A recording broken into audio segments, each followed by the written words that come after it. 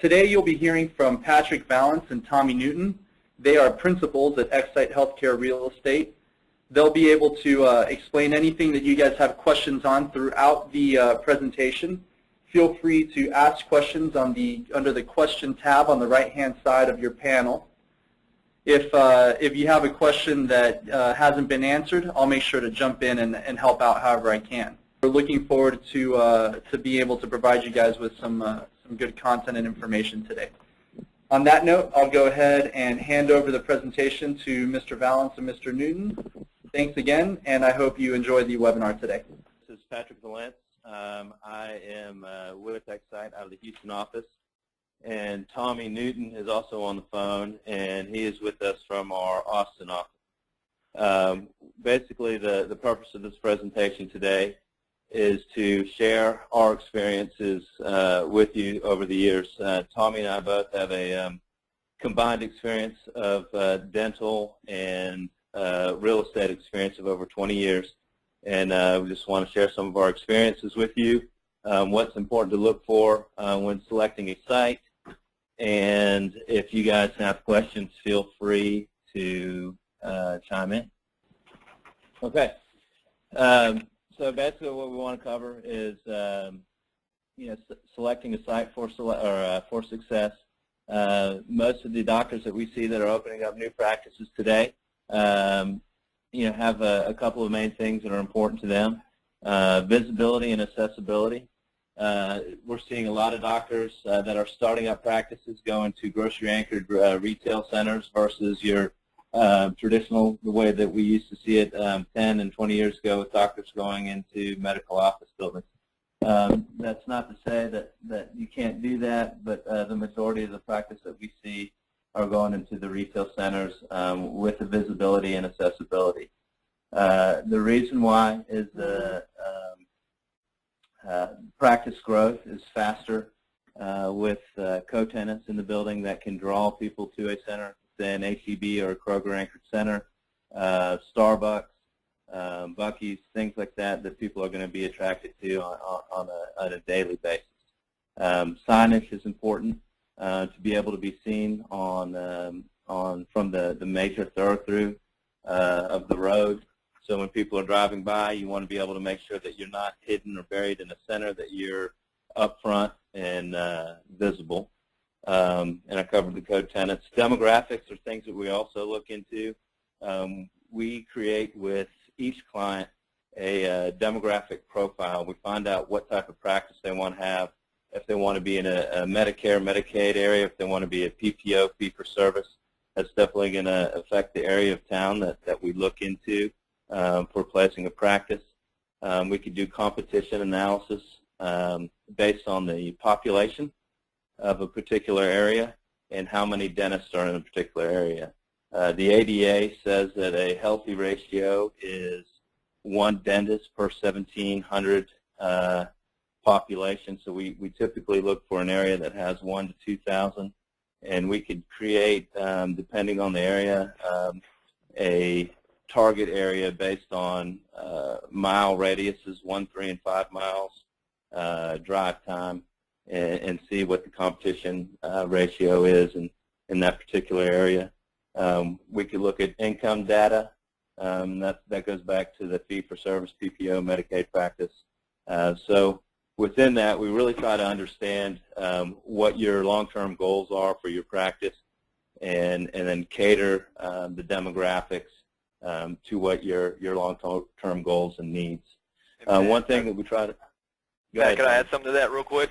Yeah. You know, back when you were talking about the visibility and accessibility, this is also just a good business decision from a marketing standpoint. Real estate is probably one of the top 5 expenses that a startup dentist is going to incur, and you get a return on your marketing dollar if you have the signage on your building, that visibility as well. So you kind of get a 2-for-1 right there. And then when you move on to demographics, something Pat talked about, doing the competition analysis for 1, 3, or 5 mile radius. Depending on what market you're looking at starting your practice, sometimes you may be on the outskirts of a growing market, and therefore, all of the housing isn't a real uniform growth yet. In those cases, what we'll do is we'll look at a drive time radius, maybe a 5-minute drive time from a certain location, or 10 minutes, depending on, you know, how spread out the area is.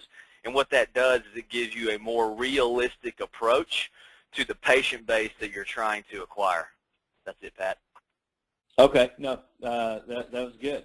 Another thing that we try to also bring to your attention is knowing and understanding your real estate costs and knowing what is negotiable in your transaction.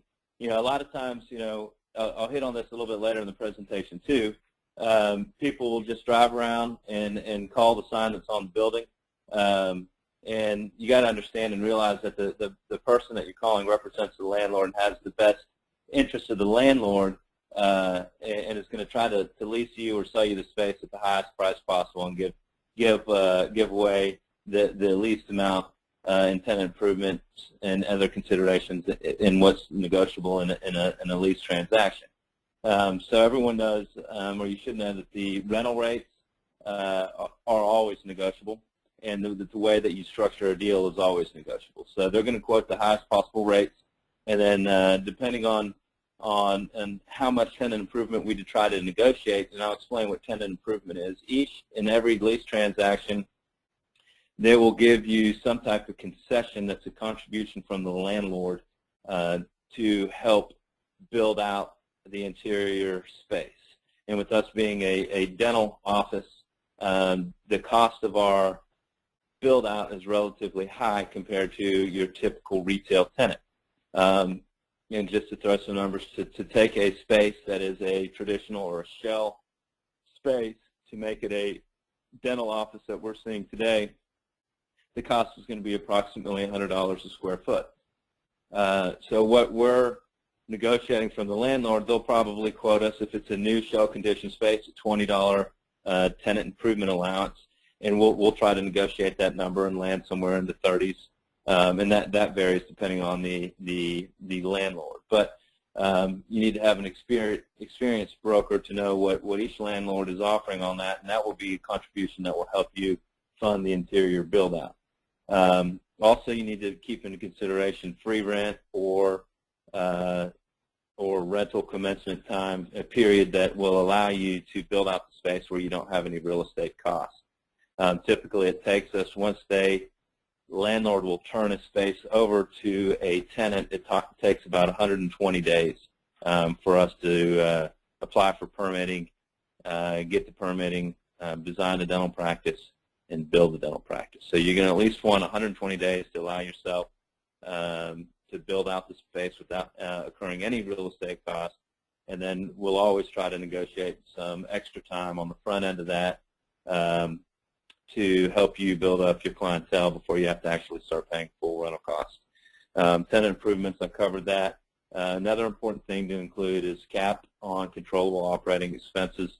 And those are you take taxes and insurance out of that, and everything in your CAM is a controllable operating expense. And so in the lease that the landlord gives you, they're not going to cap what they can pass through to you, so that's an unknown cost that we like to put a cap on an annual basis.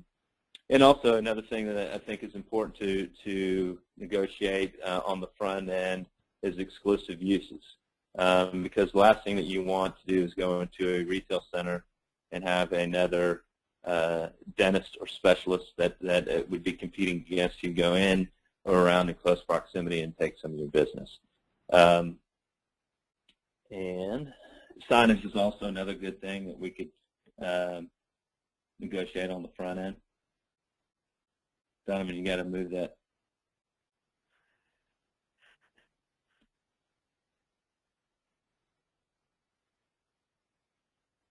So this is an example when I talk about visibility and accessibility. I thought this doctor did a really good job. It's one of our clients in Houston off the Grand Parkway. We weren't quite finished with the construction here, but we got the sign up.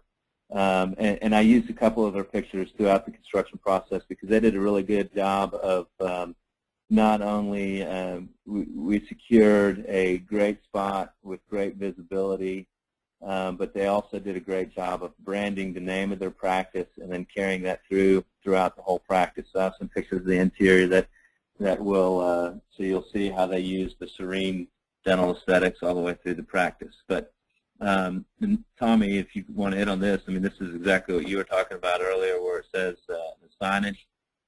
We are on 99 that has, probably over 100,000 cars per day past that. So we're in the center of the center. With it has elevated parapet walls in front, which allow us to have a bigger signage and exposure to all the people that drive by. And it's in front. It's one of the closest retail centers. I'll show you the site plan here coming up. But it's in front, so it's a direct turn in from the major thoroughfare. Here's a picture of it at night. So they wanted it to make sure that it was lit up and very visible at night.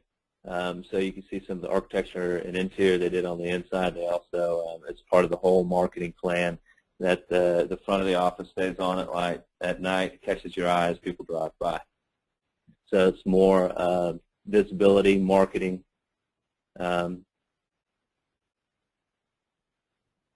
That's the interior of the practice. You can see all the pictures on the wall, some of the millwork that they did, the lighting features that they did. Serene, it has that serene water feel throughout the whole practice. A lot of these things that they did are not very costly. It's just a little extra millwork, and so you could accomplish good marketing schemes throughout the practice just based on good architecture and planning.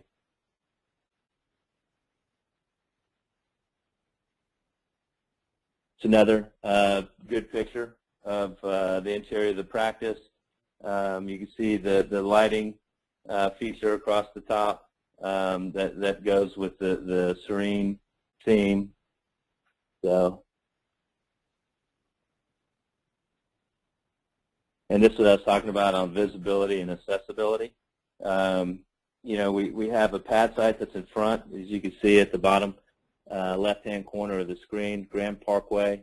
This is a highly dense area, growing in population. At the time we went there wasn't much competition in the area. You have a movie theater, which is a Palladian movie theater in the back that brings in, thousands of people per week. Gallery furniture, people from Houston are familiar with that. That's one of their high-end stores. So this was an area that a lot of people were going to come into, and so it was a good decision for them to go right on the road to have exposure to all these people coming into the area.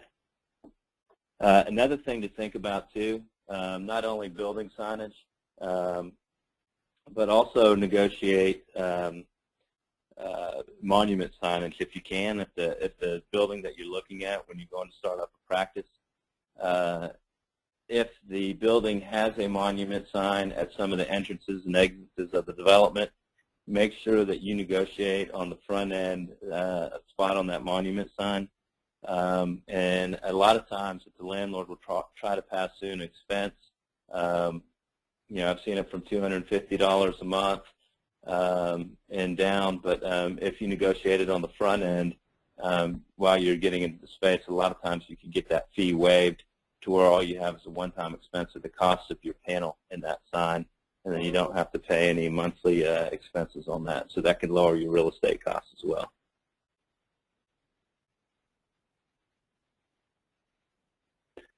And here's a brief summary of some of our demographics that we could do. I think Tommy hit on this a little bit earlier when he was talking about doing a drive time analysis to get some of the true numbers.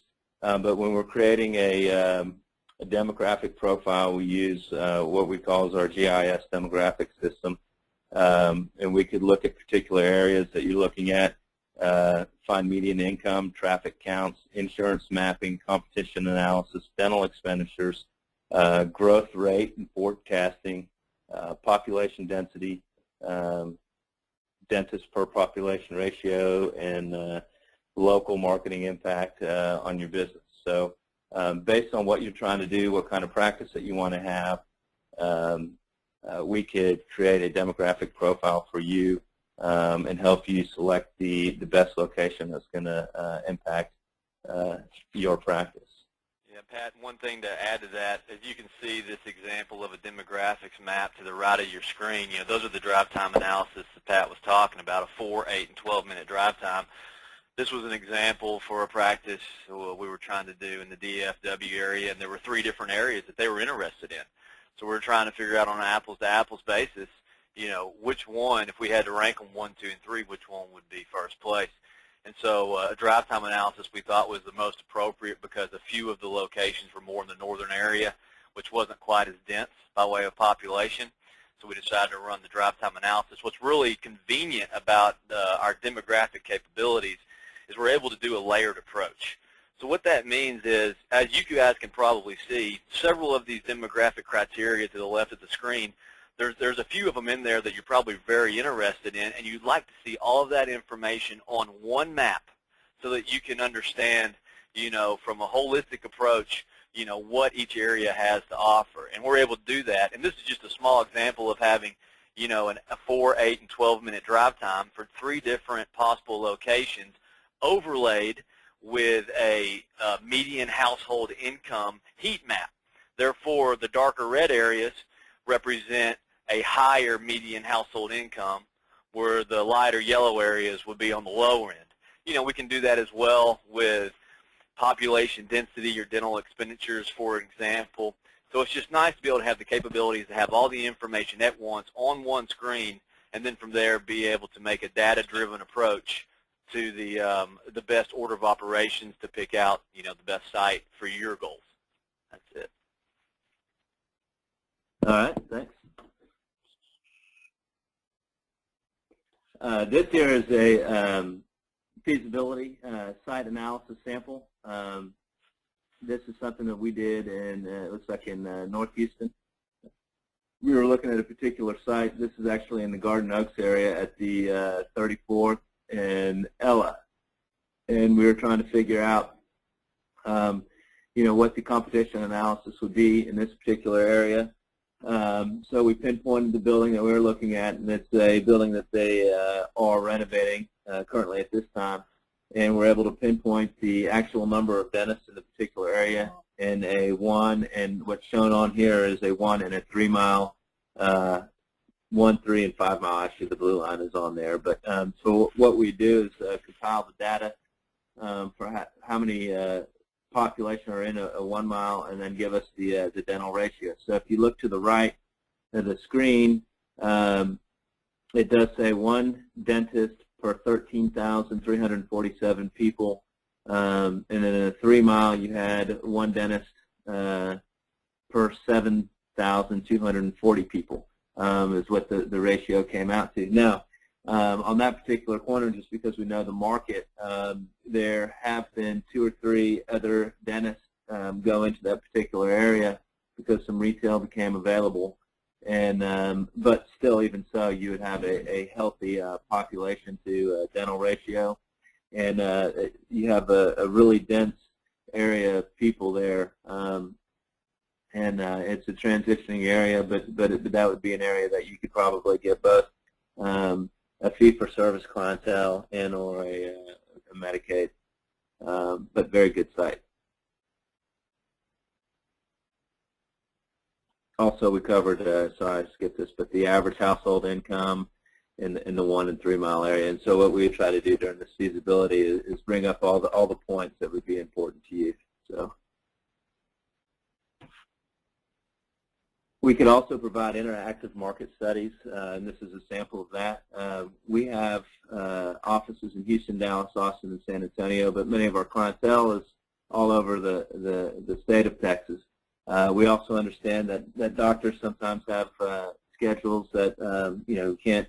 If you're seeing patients 12 hours a day, 5 days a week, sometimes the only time we have to review market is in the evenings or on the weekends, or when we potentially cannot get together. So we have the capability of using a Google Earth file and pinpointing areas that we'd like to look at, inputting information, the real estate information, to a map, and then we can share it to you with the CAMZ file. and basically you can see the information, see all the areas and prospected real estate that we're looking at, and we could review it over a phone call or via sharing a screen on the computer, and narrow down the process. You know, it's all a process from where we start. We pick out your demographic profile, we move to particular areas of town that you're looking in, and then we do whatever we can to narrow it down to the final prospects before we start negotiating on the lease. So this is one of the tools that we use. On this, I just put this in here. I mean, it's important to use someone that is familiar with the market.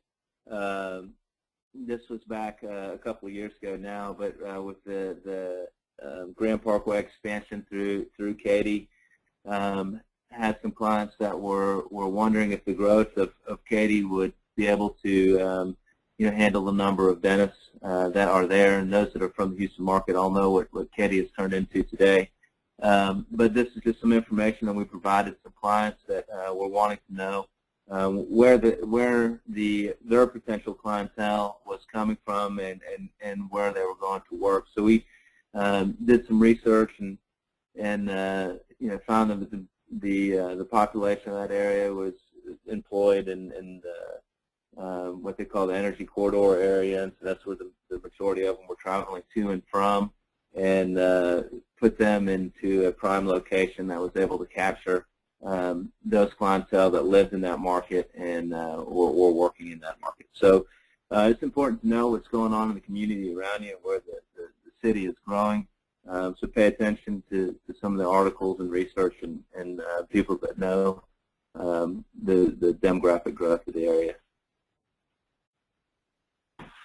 And on a real estate lease, it's not your typical retail transaction for a dentist. There's a lot of things that need to come into account for you guys, and so I just stress to use an experienced dental real estate broker, someone that's familiar with the market, someone that's familiar with your needs as a dentist, because there are some small but major things in the lease that can be negotiated for your benefit. You want to know all the demographics that relate to a dental office and what's going to help you grow the fastest.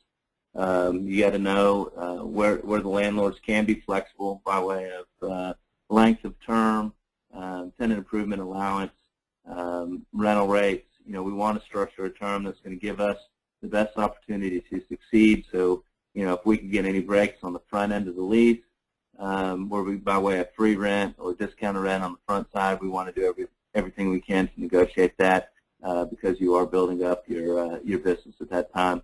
I mentioned this earlier, but cap on CAM expenses. So we want to cap those uncontrollable costs. Get as much as we can for tenant improvement. Make sure that we have enough time to complete construction before paying any real estate expenses. I've seen a lot of people make mistakes and had seen a lot of landlords take advantage of people by letting them sign the lease before they had a team of professionals around them to execute the transaction properly, and then what they end up doing is they're paying rent and they're not in the space. So during your real estate transaction, you want to be wary of signing a lease before you talk to the contractor, before you have your financing approved. So in that process, we'll make sure that we have the access to our financing if and when needed. We'll make sure that while we're negotiating the legal contract of the lease, that we're working with the contractor or architect on space planning, design of the dental practice, so that when we do sign the lease, the contractor can go in there and submit for permitting, which I'll show here in a little bit of timeline, but the permitting is going to take anywhere between 30 and 45 days, and then it's going to take anywhere from 7 to 9 weeks to build out your practice afterwards. So the goal is to have all of our ducks in a row, make sure that we have all the team around us to help us lower our risk in the real estate transaction, and by the time that we're paying rent, we are seeing patients. Here's the free base rent after you occupy the space. It's not available on all the properties, but it is available on some, and you don't know unless you ask. So we need to make sure that we ask for that. And then also your real estate broker, and this is something that's good to know too. Our services are free. to you guys. The tenants and people that occupy the real estate will never write a check to us. It's similar to a house transaction to where the seller or landlord pays the fee.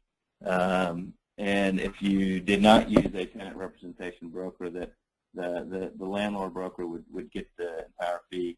So it's not saving any money by not going into a real estate transaction without tenant representation. Oops. I put this in here, and I mean, we could take a look at it and just see. These are some estimated real estate costs that I put in, and I put in a standard quote from a landlord broker, and then put in, you know, estimated savings if we were able to negotiate a rate, you know, at a market rate, or what we believe to be a market rate. And so a lot of times, if you go into a landlord and ask for a proposal, they're going to leave out a lot of stuff, first of all, but then they're also going to send you over economics that are similar to what's on the left-hand side of the screen. And this would be these numbers are pretty much what is in the Houston market at like a HEB anchored center, and this is what they're quoting in the suburbs. Probably $35 a square foot, $6 in triple net expense, and so you're looking at your monthly expense right there, your annual expense, and if you go to the bottom, you'll see tenant improvement from the landlord. They'd probably quote you $20. If we can negotiate a deal to where we could get the rental rate down to $30 a square foot with a 10% bump in years 6 through 10, on the right is an example of that. And if you see the numbers in green, you know, if negotiated aggressively, and you know, to see some of the deals that we've done have been around these numbers, but you know, it can save you up to that amount. Not saying every deal is like that, but there have been some deals where we've saved clients over $150,000 on the transaction. Yeah, Pat, if I could add a little bit of color to this, I'm working on a transaction for a dentist that's looking to do his second practice in Leander, which is, you know, a northern suburb of Austin. It's a brand new shopping center with a big grocery anchor. It's proposed. It hasn't been built yet. We knew about it before it hit the market just because of all of the dental activity that we have in the area. Many times, especially with someone like Pat or our Dallas or San Antonio office as well, many times developers, landlords will give us a call when they have a center coming up because they're going to want a dentist in that center. So a lot of times we'll hear about a new nice center that's going to come to the market before it actually hits the market. That was the case for this building and this dentist. And so the landlord, wanting to be proactive, which is good, sent us over a proposal of what they would offer our dentist to lease an inline space there. And in their proposal, they had, you know, 3% annual rental bumps, when what we're able to get is a 10% bump, like Pat said, after year 5. They didn't have anything in there regarding the exclusivity for general dentistry or pediatric dentistry within the center. Their renewal options were at a 3% bump per year, which is above market. You know, they didn't have any assignment options in case you sold your practice and needed to assign it to someone else. So there's a lot of dental-specific language that a typical landlord is not going to put in that proposal. And I think just, you know, from a negotiating standpoint, you're always on better terms if you send a very pointed and detailed proposal starting at your number, which is going to be a below-market number. And I think it's just really part of, you know, negotiating tactics. If you start lower, I'd rather start lower than start an inflated number from a landlord. So those are just a couple little examples that may seem, you know, pretty simple, and they are, but they can be very significant when it comes to the economics of a dental real estate transaction. Right. All right.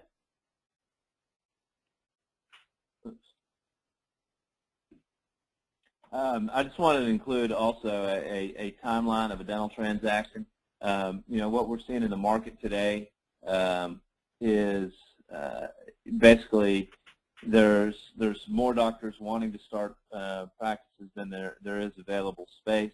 So right now we are having to pre-lease space out in front.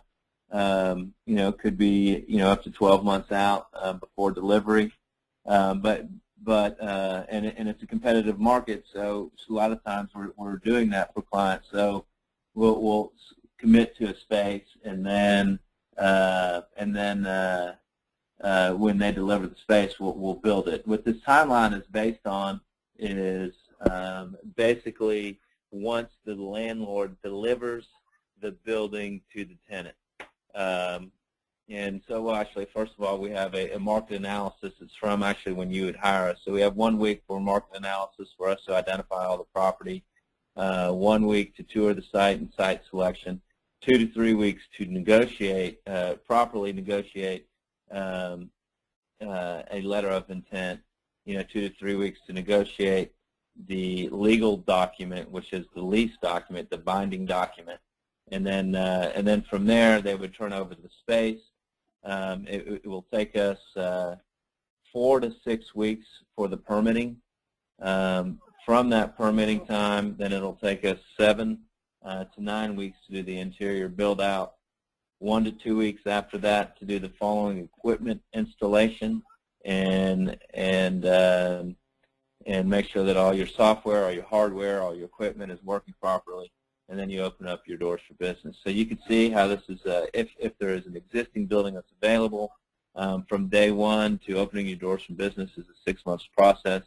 From once we execute the lease to open doors from business is about 4 months. And that's why it's important to have the 120 days, so we won't pay any rent or real estate costs during that time. The pricing structure of our services, and of really any real estate professional that you're going to work with, I hit on this a little bit earlier, but you should never write a real estate professional a check for real estate services that our fee is paid when the transaction is complete, and the landlord pays our fee rather than you. So it's our service is a free cost to you. And really what I'd like to do is open it up to some questions here. I've put some questions that we typically get. So if you guys have questions about anything that we talked about, or maybe any other experience that you've had, please share with us, and Tommy and I will see what we can do to answer those questions.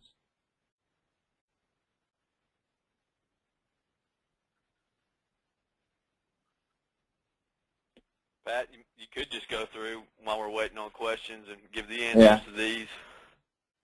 Yeah, I'll do that. It's basically the first question I had, or I went up there is, what are some good co-tenants to have?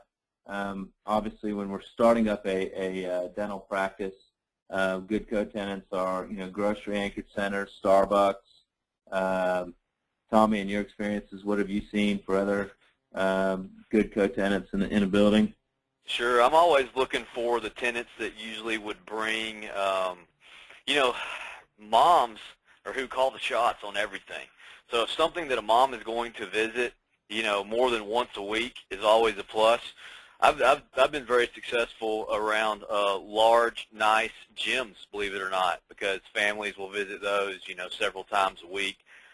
In between the traffic patterns, going to schools, depending on if you're, pediatric or not, and then fast service restaurants, Chipotle's, Potbellies, a lot of those help out as well. Anything that's popular, but by far, probably in my experience, Pat, the practices that do the best have been located around a popular, nice grocery-anchored center. Yeah, and then I was going to add this too, is one of the most, I did a pediatric dentist here recently, and they've had a really fast start. It's basically we put them next to a Kids Are Kids, and then there's a private school directly across the street, K through 12, and then you had 2 elementary schools flanking either side by about a mile. So you had 3 schools and a Kids Are Kids, and we intentionally put her there. She actually leased the site sight unseen. She was from New York, and basically I described the demographics to her, and she took it. So, how important is it for building signage? I think, Tommy, you hit on this earlier. I mean, you got to look at it as visibility is extremely important. Signage is important. You got to look at that as a marketing cost to your practice. The most successful practices that we have that we have represented have gone into the best piece of real estate with the best visibility. And do you want to add anything to that, Tommy? Gentlemen, no, you hit it. Go ahead. We have a question, and it says, since you are compensated by landlords, how would you work for tenants' interests? You want to answer that, Tommy? Sure. Well, it's kind of one of those things, right? Because the higher your rental rate goes, in essence, the more the real estate brokers gets paid, right? There's a 6% fee on the gross consideration of the lease, and that's split between the landlord's representative and the tenant's representative. It would be very, very short-sighted for someone like us to try to squeeze an extra quarter or 50 cents out of a rental rate to make it higher so that we could get a higher commission, because here's what people usually don't think about is the cost of our time, our resources, these demographic systems, the database systems, everything that we do. On average, we work from 9 to 6 months before the lease is ever signed sometimes. And so when that happens, we haven't been paid a dime, and we get paid half when the lease is signed and half when you move into your space and start paying rent. So by the time we get to the point the lease is signed, our company is usually already in the hole somewhere around $15,000 to $20,000 in operating costs. So it would be really, really short-sighted for us to try to squeeze another $500,000 out of a commission.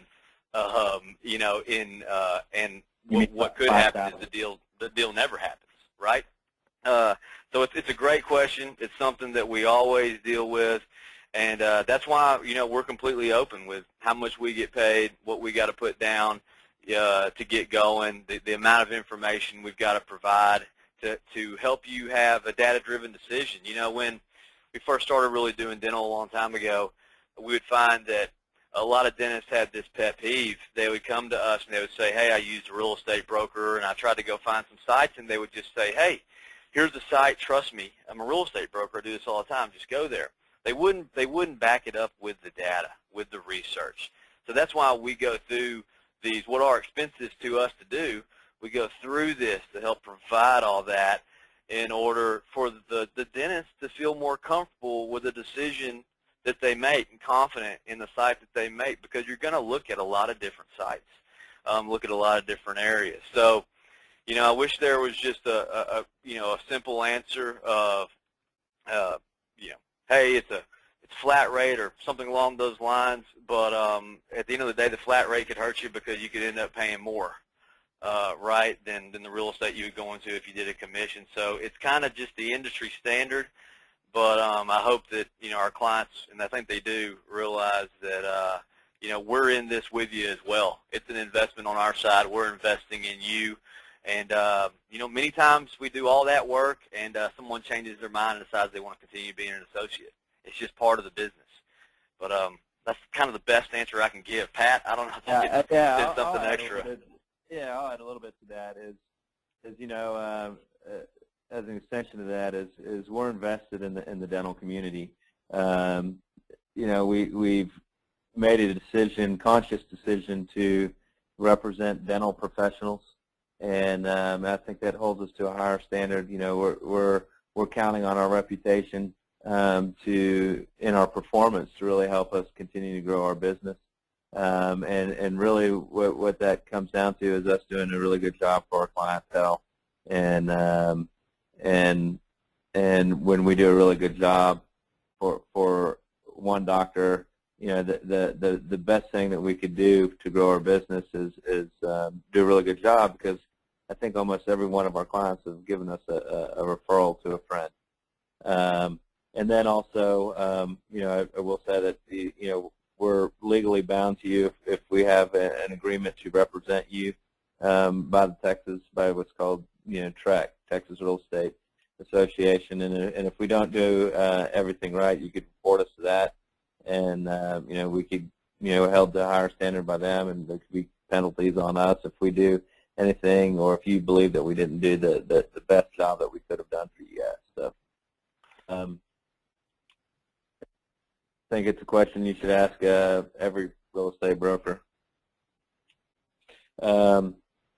The number 3 question I have on here is, what is the cost of building signage? A lot of that depends on, so when we're negotiating the lease, one of the things that we should probably look at is, you start branding your office and start, what are you going to call it? Are you going to call it, Dr. Tommy Newton Cosmetic Dental, or are you gonna brand it something completely different? Are you gonna name it after the neighborhood, or are you gonna name it that something that you could brand it in several different markets? And then once you do that, you got to come up with the logo. And then while we're negotiating the lease, I think it's important to bring it up on the front end, because if you try to do it after you sign the lease, you're not going to be as successful. But sign companies out there will go out and look at a building and then look at the sign criteria and provide renderings for us to enter as an exhibit in a letter of intent and negotiate what we want with the landlord.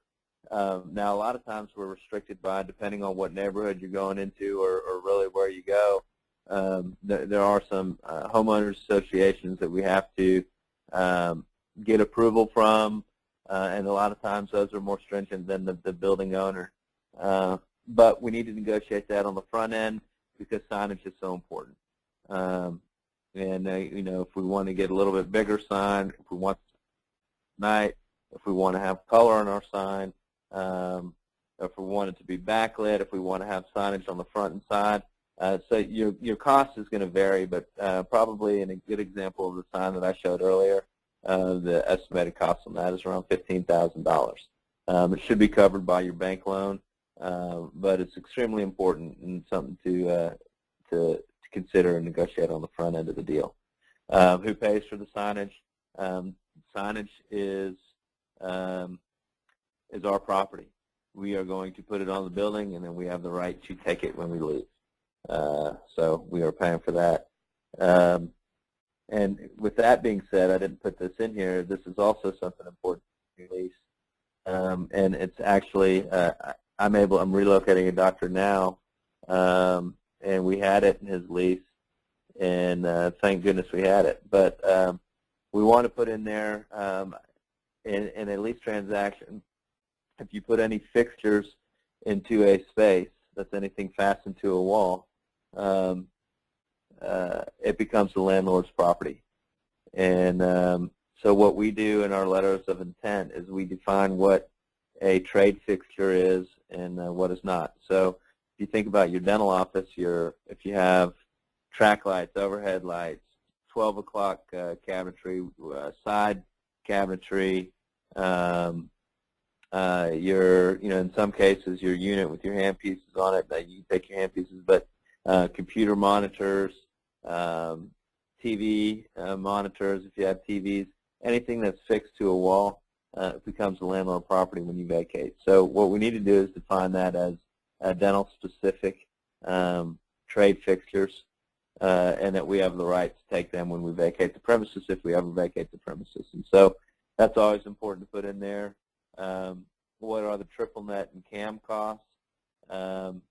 Triple net costs, your CAM is going to be in your triple net, but usually what that is your taxes, your insurance for the building, if the landscaping and maintenance of the building, anything that the landlord does to have to maintain the building, all those costs are passed on to you. It could be striping the parking lot, washing the windows, security, if your center has security, but all those are passed through, and they're usually anywhere, I'd say on the low end, from $4 to, I've seen them as high as $12 to $15. But that's something that we need to look at whenever we're negotiating, being a potential tenant in the building. And then I get this a lot. People ask if those costs are negotiable, and the short answer to that is those fixed costs, the landlords are pretty transparent about passing those through. So you'll get a statement at the end of the year on what all their costs were, and you need to look at that and make sure that they are correct. I will say one of our services that is different from most real estate companies is that, if we represent you on a lease transaction, that we will give you continuation of services throughout the term of your lease. So if any time they did pass through operating expenses and you weren't sure how to read it, or if you weren't sure they were right, we will continue to look at that. If you want us to look at it every year for you, we'll look at it every year. But we can take a look at those pass-through expenses and make sure that they are, in fact, correct. And if a red flag comes up, we could help coordinate with CPA services out there that can help you negotiate on fixing those wrongly passed-through expenses. Will I need an answer to that is yes. I always recommend that you have an attorney. It's up to you if you have one or not, but I will always recommend it. You have to understand that the legal lease contract that we have, that we're reviewing and negotiating, what we do as real estate brokers is negotiate all the business points, economic terms in the lease, and then after we do that, we pass it to their attorney. Their attorney drafts the lease. That attorney is paid for by the landlord, so they're going to write that contract in favor of the landlord, and then they give it to us. And with all the legal indemnity language in there, we need to have somebody review it that works for us and or works for you, and will help negotiate to make that contract as mutual as possible. There's several attorneys out there that do a lot of dental work that specialize in reviewing contracts. We could, if we get to that point, definitely refer to those guys that are familiar with all the needs of a dental office. So, yeah, a good thing I'd say to that, Pat, is we're a real estate company. We have office leases. We buy properties, and we use a real estate attorney. So, yeah, everybody should. It's the way I always explain it. It's like preventative maintenance, like going to the dental hygienist. You go to keep your teeth clean, prevent from getting cavities.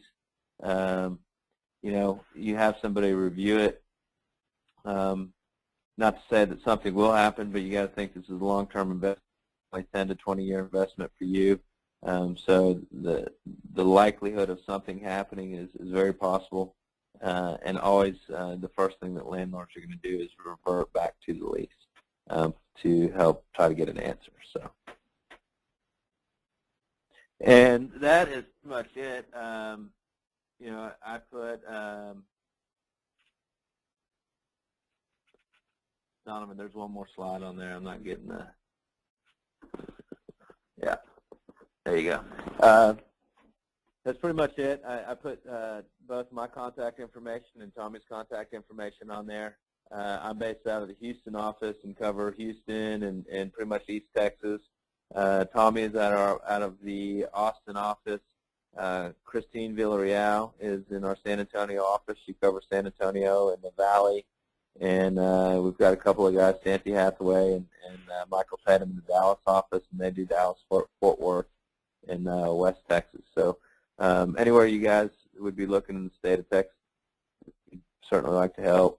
If you have any questions, feel free to email either myself or call Tom, and we'll happily answer any questions if you have any in the future. All right. Well, thank you very much, gentlemen. I'll give this one last opportunity. If you're interested in asking a quick question, you can write it in the question section on the right-hand side in your toolbar. If we don't have anything there within the next minute or so, we're going to go ahead and end the webinar. Again, if you have any questions, feel free to reach out directly to Mr. Valance or Mr. Newton, or you can always check tdaperks.com to get their contact information as well. Again, this will be put up on tdaperks.com for your reference in the future. And please take a look at all the other vendors that we offer and all the other resources that we have available for you. If you ever have any questions about our program in general, you can reach us at 512-443-3675 at the TDA office, and we'll be glad to help out however we can. It looks like we haven't gotten anything else, so thank you very much, ladies and gentlemen. I hope you have a great weekend. Tommy, Patrick, thank you for your time, and we look forward to working with you guys in the future. Thank you. Great. Thanks, Donovan. Have a great weekend, everybody.